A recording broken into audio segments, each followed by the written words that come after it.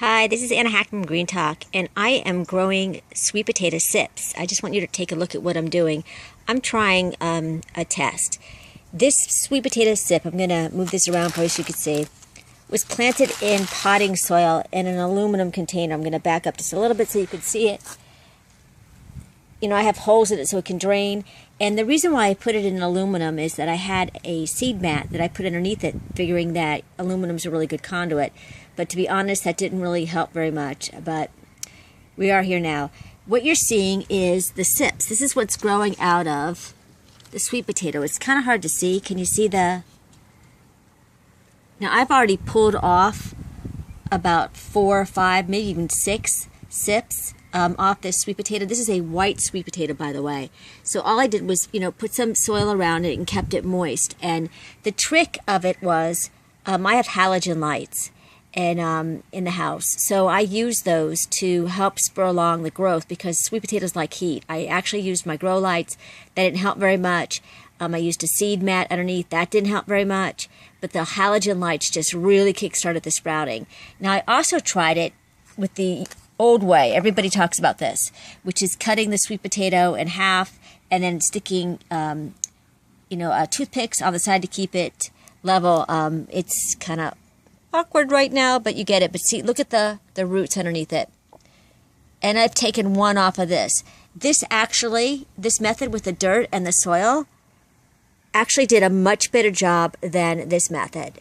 As you can tell, they're finally kicking up. They're finally getting big. They weren't. They were taking forever, even with the heat lamps.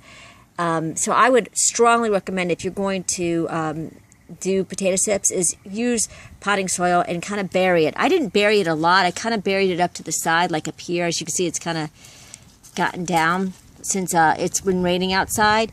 But as you can see, they're really beautiful leaves, and this is how they grow. It's very different than a potato.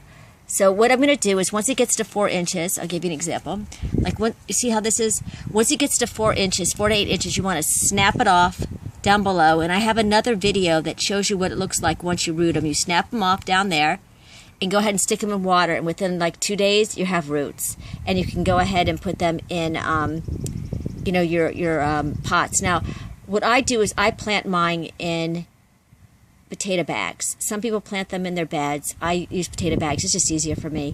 And I will link to that video below because I will show you how I plant them. And I will also link to the video below that shows you how I root them. So again, take a quick look. This is the soil method. This is the water glass in, the half sweet potato in the water glass. I have spilled out some of the water. Usually the water's up to about here. And as you can see, this is kind of fallen over, but I'll fix it. It's kind of like Mr. Potato Head. You kind of stick it in.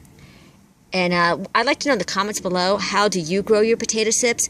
Now, if you want to know how long this all took me, I'd say somewhere between 4 to 6 weeks. I wasn't paying attention. I was kind of desperate to get this going, and that's why I used my halogen lights. So I'd say 4 to 6 weeks for me to get, these nice sips where I could take a few of them. So right now I have 6. I'm hoping for about 2 more, so I have 8 altogether, and that's how I do it. So comment below, let me know how you actually grow your potato sips, and is this something that you'd want to do?